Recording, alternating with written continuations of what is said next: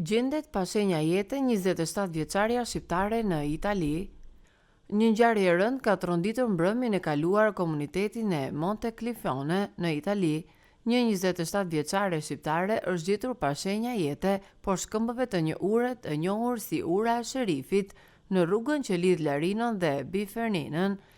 Lajmi është konfirmuar nga autoritetet vendase dhe ka ngjallur reagime të forta në komunitetin lokal. Mediat italiane raportojnë se ka qenë bashkëshorti i shqiptares, i cili ka njoftuar karabinierët për zhdukjen e papritur të gruas së tij.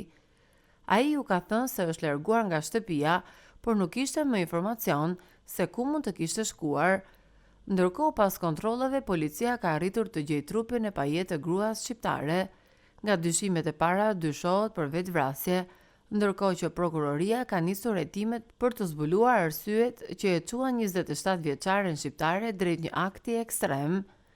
Mëtej në media theksohet se 27 vjeçaria dhe bashkëshorti i saj kishin patur një përplasje mes tyre, duke bërë që e reja shqiptare të jetonte në shtëpi me vete bashkë me djalin 7 vjeçar, ndërsa ende nuk dihet nëse bashkëshorti i saj mund të ketë patur rol në vendimarrjen ekstreme të shqiptares apo kanë qenë arsye të tjera.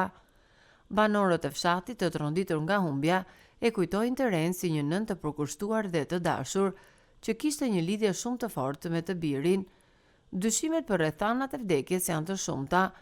Të afërmit dhe të njohurit të saj e kanë të vështirë të besojnë në një vetvrasje. Ata thonë, ajo ishte gjithmonë e buzëqeshur, fëmia e saj ishte e gjithë jeta për të, thonë të njohurit e 27 vjeçares.